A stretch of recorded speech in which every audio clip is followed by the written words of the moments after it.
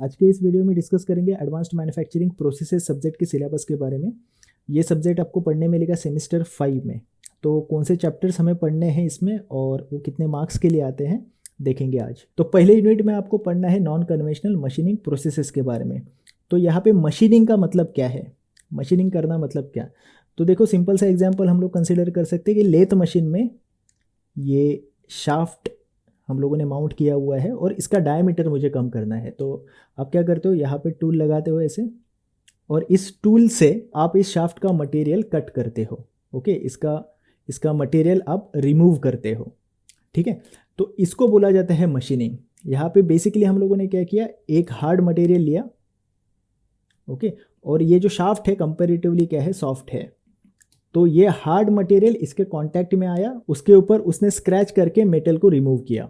ठीक है, तो यहाँ पे फिजिकल कांटेक्ट हुआ टूल और वर्क पीस का। तो इसको कहा जाता है कन्वेंशनल मशीनिंग प्रोसेस। ये हम लोग काफ़ी पहले से करते आ रहे हैं। ठीक है, आप एक हार्ड मटेरियल लेते हो और सॉफ्ट मटेरियल जो है उससे रिमूव करते हो।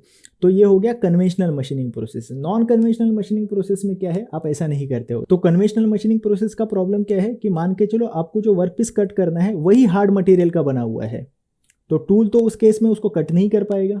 तो ये इसकी प्रॉब्लम आती है। दूसरी प्रॉब्लम कि यहाँ पे सरफेस फिनिशिंग आपको अच्छी नहीं मिलती। तीसरी बात, आप यहाँ पे कॉम्प्लिकेटेड शेप्स बना नहीं सकते। आप टर्निंग कर सकते हो, आप फेसिंग कर सकते हो, स्लॉट आप बना सकते हो, लेकिन कॉम्प्लिकेटेड शेप्स आप बना नहीं सकते। तो ये कुछ डिसएडवांटेजेस है कन्वेंशनल मशीनिंग प्रोसेसेस में। ओके, तो यहाँ पे यूनिट नंबर 1 में हमें पढ़ना है non conventional machining processes. Conventional machining processes मतलब क्या, कि जो पहले से सालों से हम लोग ऐसे ही करते आ रहे हैं, नॉर्मल है वो। ओके, पहले से हम लोग उसको फॉलो करते आ रहे हैं, ट्रेडिशनल हम लोग उसको बोल सकते हैं। नॉन ट्रेडिशनल या नॉन कन्वेंशनल का मतलब क्या होता है, जो उसके आगे के है, जो उसके बाद में आए। ओके, जो एडवांस्ड है। हमारा सब्जेक्ट का नाम ही क्या है, एडवांस्ड मैन्युफैक्चरिंग प्रोसेस। तो हमें पढ़ना है non conventional machining processes. Okay, तो यहाँ पे आपको अलग अलग मशीनिंग प्रोसेसेस पढ़ना है, जैसे कि इलेक्ट्रिक डिस्चार्ज मशीनिंग हो गया, ईडीएम जिसको कहा जाएगा, वायर कट ईडीएम भी आता है उसमें, लेजर बीम मशीनिंग हो गया, प्लाज्मा आर्क मशीनिंग हो गया, अब्रेसिव जेट मशीनिंग हो गया, वाटर जेट मशीनिंग हो गया। तो ये अलग अलग टाइप के मशीनिंग प्रोसेसेस है। जब आप पढ़ोगे तो आपको समझ में आ जाएगा। तो basically non conventional machining processes में आपको अलग अलग प्रोसेसेस पढ़ने हैं। तो उसका पैटर्न क्या रहेगा कि आपको उस प्रोसेस का डायग्राम बनाना है, उसका वर्किंग प्रिंसिपल लिखना है, उसका कंस्ट्रक्शन लिखना है और उसका वर्किंग लिखना है, एडवांटेजेस डिसएडवांटेजेस एप्लीकेशन। ओके, तो अलग अलग प्रोसेसेस है, सब में ये पैटर्न रिपीट होते जाएगा। डायग्राम बनाना, उसका वर्किंग प्रिंसिपल लिखना, उसके कंपोनेंट्स कौन से हैं और उसका बेसिक पूरा कंप्लीट वर्किंग क्या है, ये आपको पूरे इस चैप्टर में वर्कआउट करना है। ठीक है, अगर मैं मार्क्स की बात करूँ तो ये चैप्टर आएगा आपको 12 मार्क्स के लिए। ठीक है, नाउ सेकेंड चैप्टर है milling machines end milling processes. तो देखो जैसे कि नाम से ही पता चलेगा, ये 2 पार्ट में डिवाइड किया हुआ है। तो पहले पार्ट में आपको पढ़ना है अलग अलग टाइप के मिलिंग मशीन्स के बारे में। तो उसके कंपोनेंट्स कौन से हैं, उसका वर्किंग कैसे होता है, ये आपको पहले पार्ट में करना है। सेकेंड पार्ट में है मिलिंग प्रोसेसेस। तो कौन से ऑपरेशंस आप करते हो मिलिंग मशीन्स के अंदर, यहाँ पे उसको आपको एक्सप्लेन करना है। तो मिलिंग प्रोसेसेस में आपको अलग अलग टाइप के मिलिंग ऑपरेशंस को पढ़ना है। तो वहाँ पे पहले पार्ट में आपको पढ़ना है कि अलग अलग टाइप्स के कटर्स कौन से हो गए। जैसे ये हो गया प्लेन मिलिंग कटर या side milling cutter, angle milling cutter. Okay, ऐसे अलग अलग टाइप्स के फॉर्म मिलिंग कटर हो गया, टी स्लॉट हो गया, एंड मिल हो गया। ओके, और बाद में इसका ऑपरेशंस। ओके, तो यहाँ पे लिखा है explain the following milling operations. तो प्लेन मिलिंग कटर कैसे ऑपरेट होता है, या फिर फेस मिलिंग से कैसे ऑपरेशन किया जाता है, साइड मिलिंग ऑपरेशन कैसे परफॉर्म किया जाता है। तो यहाँ पे अलग अलग टाइप्स के आपको ऑपरेशंस दिखाने हैं जो आप करते हो मिलिंग मशीन के अंदर। तो ध्यान से देखोगे इस पार्ट को, तो ये पूरा डायग्राम बेस्ड है। आपको डायग्राम ड्रॉ करने आना चाहिए। डायग्राम ड्रॉ करके आप अपने मन से खुद अपने ओन वर्ड्स में इसको एक्सप्लेन करोगे तो भी आपका काम हो जाएगा। तो डायग्राम यहाँ पे बहुत इंपॉर्टेंट है, इसका आपको प्रैक्टिस करना पड़ेगा। ठीक है, नाउ तो अगर हम लोग बात करें मार्क्स की, तो चैप्टर नंबर 2 भी आपको पूछा जाएगा 12 मार्क्स के लिए सेम। ठीक है, यूनिट नंबर 3 है गियर मैन्युफैक्चरिंग के ऊपर। तो यहाँ पे आपको गियर को कैसे मैन्युफैक्चर किया जाता है, कैसे उसको बनाया जाता है, ये आपको यहाँ पे पढ़ना है।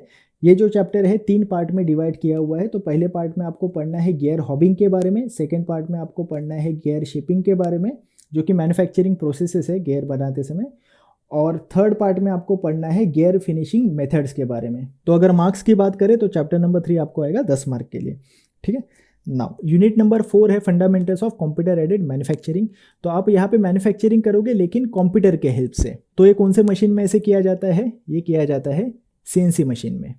ठीक है, तो इस चैप्टर में आपको फंडामेंटल्स मतलब उसका बेसिक्स पढ़ना है। टाइप्स ऑफ सीएनसी मशीन्स कौन से है, उसके कंपोनेंट्स कौन से है, वो कैसे काम करता है, तो ये बेसिक जो है पूरा ये यूनिट नंबर 4 में आपको पढ़ना है। उसके बाद देखो सीएनसी मशीन काम कैसे करेगा। सीएनसी मशीन एक ऐसा मशीन है, आप ऐसे समझो कि एक ऐसा मशीन है कि जिसको आप पहले से गाइड करके रखोगे, जिसमें आपने पूरा प्रोग्रामिंग वगैरह लिख के उसमें कैसे काम होना है ये आपने पहले से डिफाइन किया हुआ है। बाद में जस्ट इसमें आपको रॉ मटेरियल है वो डालना है और यहाँ से फिनिश्ड प्रोडक्ट मशीनिंग होके पूरा बाहर आ जाएगा। ठीक है, तो अपने आप इसके अंदर सब ऑपरेशंस हो जाएंगे। तो ये कैसे काम करेगा, आपको पहला इसका प्रोग्रामिंग लिखना पड़ेगा। कंप्यूटर में आपको पूरा प्रोग्रामिंग फीड करना पड़ेगा। तो वो जो प्रोग्रामिंग आपको पढ़ना है वो है यूनिट नंबर 5 में, सीएनसी पार्ट प्रोग्रामिंग। तो यहाँ पे मैं दिखाना चाहूँगा कि इस तरह का आपको जो है प्रोग्राम लिखना है। तो आपको एक स्केच दिया रहेगा और उस स्केच का ये जो प्रोग्राम है इसको आपको लिखना है। बहुत इजी है, पहले इसमें आप जब इसको देखोगे तो थोड़ा कॉम्प्लिकेटेड लगेगा, लेकिन एक दो बार आप इसको जब करोगे तो मेरे ख्याल से सबसे इजी पार्ट है। इसको बहुत सारे बच्चे जो है स्टूडेंट्स इसको ऑप्शन में डाल देते हैं, लेकिन मेरे हिसाब से बहुत इजी और बहुत सिंपल टॉपिक है। जस्ट आपको एक बार इसको समझना है और एक बार समझने के बाद आप कहीं पे भी आप इसको अप्लाई कर सकते हो। ठीक है, तो ऐसा प्रोग्राम आपको लिखना होता है और ये प्रोग्राम आप कंप्यूटर में फीड करते हो और वही जो है इंस्ट्रक्शन देता है उस टूल को। तो जो प्रोग्राम है उसको आपको पढ़ना है यूनिट नंबर 5 में। ठीक है, तो यूनिट नंबर 4 में आपको सीएनसी मशीन का बेसिक्स है, उसका वर्किंग कैसे होता है, उसके कंपोनेंट्स कौन से हैं, और यूनिट नंबर 5 में सीएनसी पार्ट प्रोग्रामिंग, तो उसको प्रोग्रामिंग कैसे करना है ये आप यूनिट नंबर 5 में पढ़ोगे। अगर हम लोग मार्क्स की बात करें तो यूनिट नंबर 4 जो है वो आपको आएगा 12 मार्क्स के लिए और यूनिट नंबर 5 आएगा 16 मार्क्स के लिए। तो ये दोनों भी एक ही यूनिट है लेकिन उसको जस्ट स्प्लिट किया हुआ है। तो ये मेजॉरिटी जो है पूरे सब्जेक्ट में सीएनसी मशीन आपको पढ़ना है। ठीक है, तो इसको आपको अच्छे से करना पड़ेगा ना। यूनिट नंबर 6 है ऑटोमेशन एंड रोबोटिक्स। जैसे नाम से पता चलेगा कि यहाँ पे 2 पार्ट में ये डिवाइड किया हुआ है। तो पहले पार्ट में आप पढ़ोगे ऑटोमेशन का डेफिनेशन, उसके टाइप्स कौन से होते हैं, ग्रुप टेक्नोलॉजी क्या होता है, उसके बाद फ्लेक्सिबल मैन्युफैक्चरिंग सिस्टम क्या होता है, ये सब आपको बेसिक्स पढ़ना है पार्ट ए में। और पार्ट बी में है रोबोटिक्स के बारे में। तो रोबोट कैसे काम करते हैं, उसका बेसिक वर्किंग प्रिंसिपल क्या है, ये आपको सेकेंड पार्ट में पढ़ना है रोबोटिक्स में। तो रोबोटिक्स का बेसिक डेफिनेशन क्या है, उसके कंपोनेंट्स कौन कौन से, एंड इफेक्टर क्या होता है, उसके बाद एक्चुएटर्स क्या होता है, कंट्रोलर क्या होता है, सेंसर्स क्या होते हैं। तो ये अलग अलग जो है बेसिक्स आपको पढ़ना है रोबोटिक्स में। अगर मैं मार्क्स की बात करूँ तो यूनिट नंबर 6 आपको आएगा 8 मार्क के लिए। ठीक है, तो अगर आप ऊपर से टोटल करोगे तो ये टोटल हो जाएगा 70 का। तो ये जो 70 है ये मिनिमम मार्क्स है। ठीक है, तो जो भी मार्क्स यहाँ पे लिखे हैं ये मिनिमम है। ऑप्शन के साथ अगर देखोगे तो इससे ज़्यादा ही मार्क्स के लिए आपको फाइनल पेपर में पूछा जाएगा। ठीक है, तो इसको अगर मैं कंक्लूड करूँ तो एडवांस्ड मैन्युफैक्चरिंग प्रोसेसेस ये एक टाइप का थ्योरी सब्जेक्ट है, लेकिन ये अलग टाइप का थ्योरी है। इसमें आपको थोड़ा प्रैक्टिस करना पड़ेगा, डायग्राम्स आपको बनाने पड़ेंगे हर एक प्रोसेसेस को। जो पहला चैप्टर है ना नॉन कन्वेंशनल मशीनिंग प्रोसेसेस, तो यहाँ पे आपको अलग अलग प्रोसेसेस के डायग्राम्स बना के उसका प्रैक्टिस करना पड़ेगा कि उसका वर्किंग कैसे है। डायग्राम का अगर आप प्रैक्टिस करते हो तो ये चैप्टर आपको इजी जाएगा, प्लस आपको प्रोग्रामिंग का थोड़ा प्रैक्टिस करना पड़ेगा। तो पढ़ाई करते समय आप मैक्सिमम जो है डायग्राम का प्रैक्टिस करो, डायग्राम ड्रॉ करो। एक डायग्राम के लिए अलग सा नोटबुक बना लो, सिर्फ डायग्राम ड्रॉ करो और उसका वर्किंग प्रिंसिपल अपने ओन वर्ड्स में लिखो। ठीक है, ऐसे अगर आप डायग्राम्स का प्रैक्टिस करते जाओगे तो ये पूरा सब्जेक्ट आपके लिए ईजी हो जाएगा। ठीक है, चलेगा। तो ये वीडियो अगर आपको पसंद आया हो तो इसको लाइक कर दो। ऐसे वीडियोस के लिए चैनल को सब्सक्राइब कर दो। हम लोग मिलेंगे नेक्स्ट वीडियो में। Thank you.